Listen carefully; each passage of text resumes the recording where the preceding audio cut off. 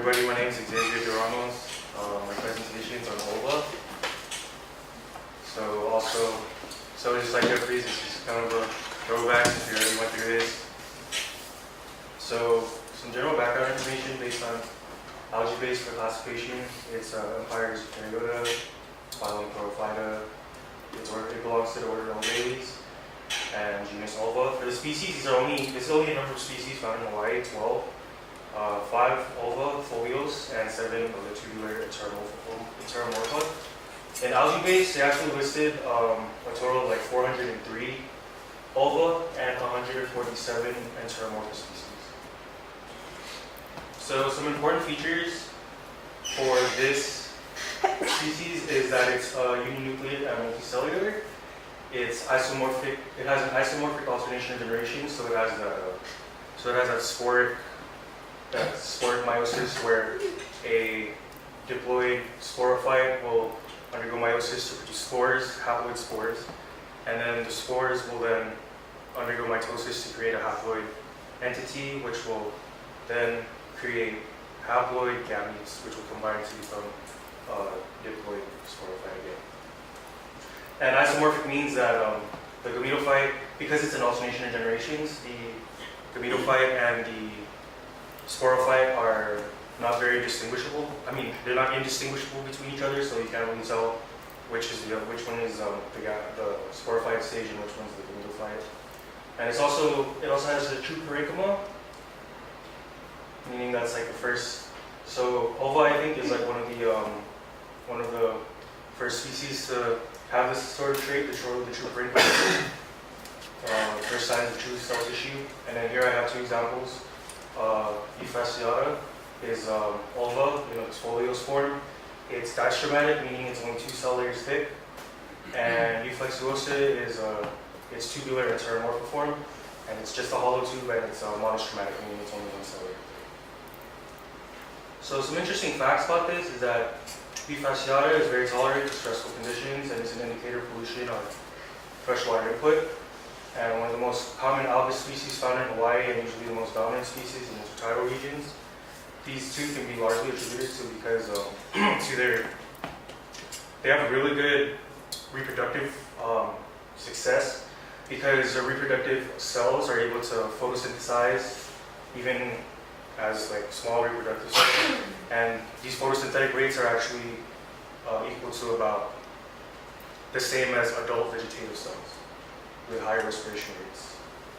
And Flexuosa are early successional algae and are very opportunistic species, but they do not compete well with other successional species. So even though that they do have really good reproduction rates and success, if there's like no space, because how Prescott explained it was that there was an investigation where they had studied disturbances and settlement, and so what happened is that in places where there was no disturbance, abundance of Ulva flexuosa was really low, but after disturbance, the density increased dramatically.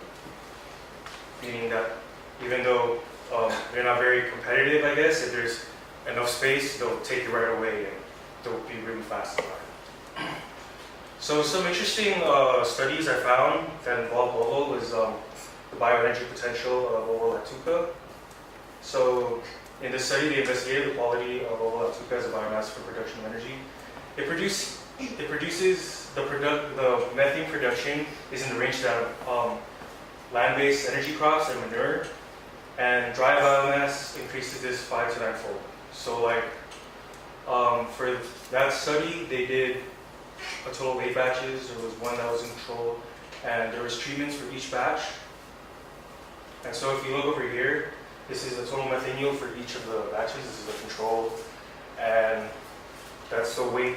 This graph over here shows the weight-specific methane production. So for this one, since it's a really high one, this is batch number 7, and as stated before that, if drying the biomass and grounding it actually produces a lot more methane per specific weight. And so what this paper went on about was that although these numbers are actually pretty low in terms of methane production, but because of the high, Ulva's high rate of reproduction, like it's able to reproduce very fast, and there's like instances of like green tide and stuff, it would actually be beneficial for biomass production. This next, another study I found was trophic relationships between Ulva flexuosa and Limnia stagnalis, that's a great pond snail. And so what they found was that, so first of all, this thing was done in Europe in a freshwater inland ecosystem. So Ulvas can also thrive in freshwater ecosystems. And what they found was that even though there were presence of other potential food sources, they decided the great pond snail actually consumed Ulva a lot more compared to others, such as the other one that they were, there was another algae that they were testing this with. It was also, I think it was Anabaena.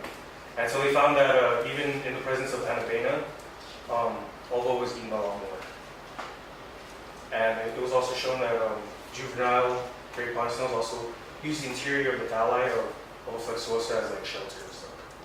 So this was their scheme, their experimental scheme, where they put no snail. This was the control, so they put no snail in both the Anabaena and the Ulva.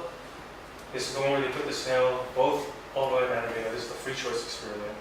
And one where they had a snail and the Anabaena, and one with the Ulva. This was non-choice experiments. And so what they found was that since the y-axis is weight of Ulva thalli and Elobia shoots, that over time, the weight of Ulva actually decreases a lot faster than Elobia, meaning that snails were actually eating Ulva a lot more. And yeah, that's the end of my presentation.